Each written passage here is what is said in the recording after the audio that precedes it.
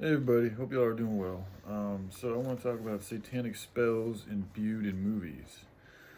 So, I'm watching The Hangover here, and it's a funny movie, it's a good movie, and it's something I've seen quite a few times.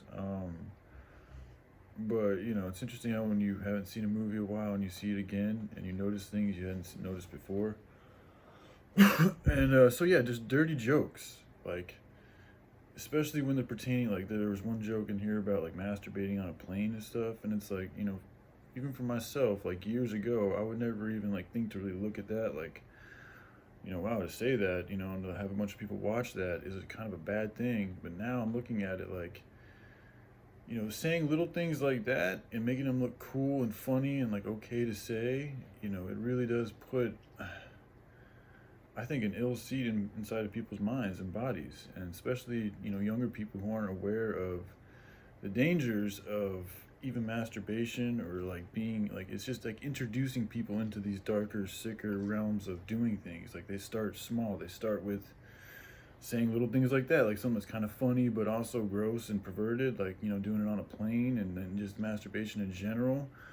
And then, of course, it's four dudes going to Las Vegas, and you got Bradley Cooper there, who plays like the good looking alpha male guy who's also kind of like supporting, the guy talking about masturbating on the plane. And it's just interesting how they, how I'm starting to see how they use, people and turn them into actors and characters. And like for Bradley Cooper, in my opinion, he has a lot of soul essence. I mean, he's a fucking, he's an alpha male. He's a good looking dude. Or when I say alpha male, I just mean like in general, it looks like he's somebody who could be good at, athletics, thinking, doing all sorts of different types of things. Kind of a go-to guy, whatever you want to call it.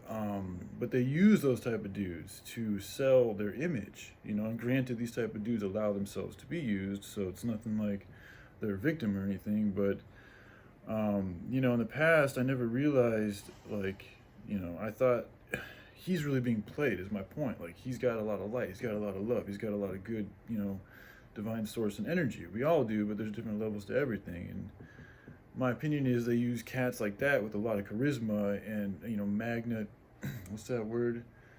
Ability to attract and influence, for their demonic plans, for their evil empires, man. And again, Bradley chose to go into that world and sell himself and be a part of the movie thing and all this and that, and want the fame, the money, and he signed the contract. So again, he bought the ticket. You got to pay the price. But anyways, yeah, I just wanted to start making more videos about how it's very clever. Like the key to making this stuff really work, I'm seeing, is to really pull it in front of their faces in a way that they don't see it. Like it's very deceitful. It's very much like it's there, but it's not there. And that's it's all about deception. It's all about disguise. It's all about, the greatest trick the world or the devil did was convincing the world it doesn't exist. And we see these things play out time and time again in the music and the movies and the media and all these different sources of entertainment, even education. I'm starting to do a little bit of a project on the medical industry and the symbols that go into it. And it's like if these were things that were taught to us when we were a kid, like we would grow up completely different.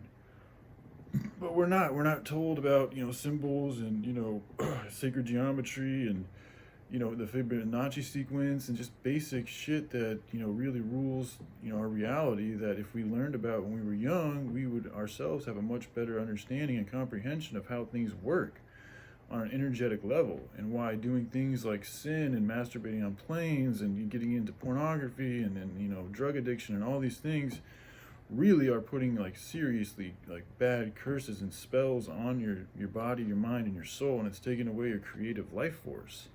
It's making you weaker, and it's also all this stuff is out here to tempt us by design. So not only is it making us weaker and all this and that, but we're falling for bait, we're falling for a trap. So it's been designed to fuck us up.